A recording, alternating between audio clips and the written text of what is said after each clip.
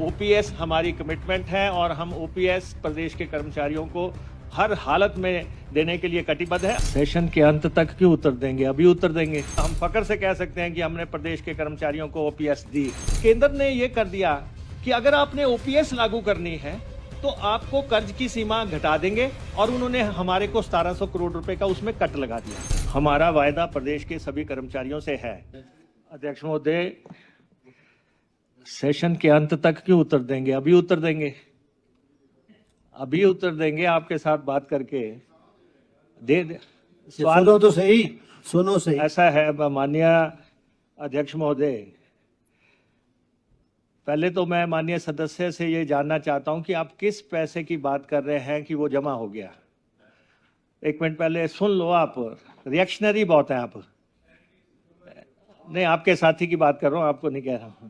हैं पहले तो अध्यक्ष महोदय, हिमाचल प्रदेश सरकार ने ओपीएस लागू करने का फैसला किया क्योंकि ये हमारे गारंटी नंबर 1 थी जो हमने चुनाव के दौरान लोगों से वायदा किया था कि हिमाचल प्रदेश के कर्मचारियों को ओपीएस देंगे, और आपने कहा था नहीं देंगे।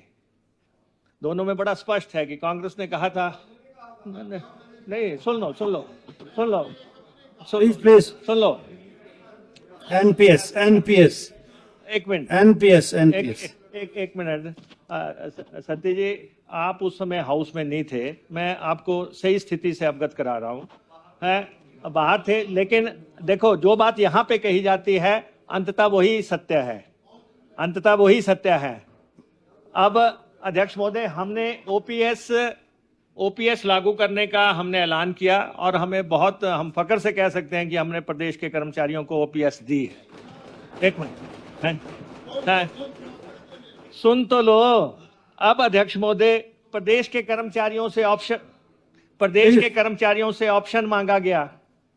प्रदेश के 1,17,521 कर्मचारियों ने कहा कि हमें जो है पुरानी पेंशन चाहिए।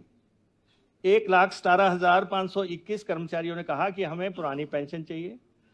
1,356 कर्मचारियों ने कहा कि हम जिस प्रणाली में चले हुए हैं हम उसी में चलेंगे। हम विरोध नहीं है कि वो 1,356 है सारे, लेकिन 1,17,000 कर्मचारी अपना फैसला कर चुके हैं कि उन्होंने ओपीएस में चलना है।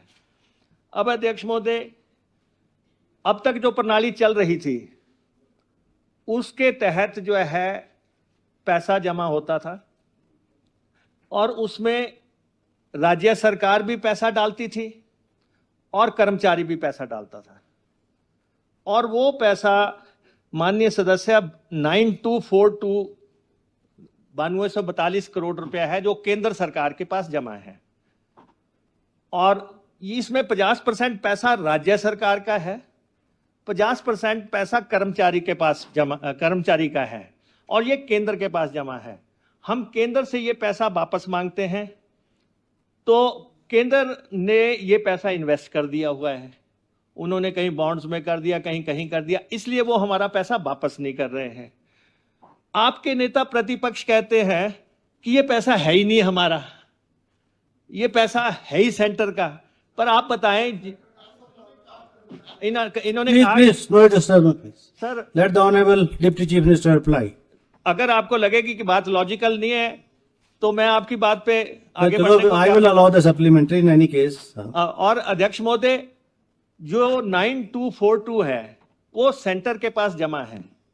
हम सेंटर पे लगातार बात कर रहे हैं कि क्योंकि इसमें 50% पैसा राज्य ने जमा करवाया है और 50% कर्मचारियों का है, आप ये पैसा हमारा वापस करें, क्योंकि वो कर्मचारी जो है नई पेंशन के दायरे में आ गए, और जो उनका पैसा जमा है, 2 पेंशनें तो लग नहीं सकती, जो उनका पैसा जमा है वो राज्य कोष में आएगा।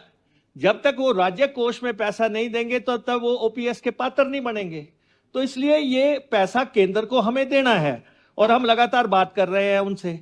दूसरा, केंद्र ने ये कर दिया कि अगर आपने ओपीएस लागू करनी है तो आपको कर्ज की सीमा घटा देंगे, और उन्होंने हमारे को 1700 करोड़ रुपए का उसमें कट लगा दिया। अब अध्यक्ष महोदय, जो ओपीएस है जैसे जैसा कर्मचारी रिटायर होता जाएगा उसको ओपीएस मिलती जाएगी। जमा पैसा तो एनपीएस वालों का है, एनपीएस का पैसा केंद्र से है। और जब हमारा कहने का मतलब यह है कि जब वो रिटायर होंगे, अगर उनको ओपीएस में आना है तो पहले वो जो एनपीएस में जो राज्य का शेयर जमा है वो आप जमा करेंगे, तब आपको पेंशन लगेगी। इतनी सी बात है। बाकी पेंशन के कागजात सीधे जो है एजी को जाते हैं और उनके साथ ही पत्र व्यवहार होता है। अगर फिर भी आपको ये चाहिए होगा कि कोई पर्टिकुलर आंकड़ा कि कितने लोगों को एजी ने किया है, तो हम एजी से बात करके वो आंकड़ा भी आपको उपलब्ध करवा देंगे।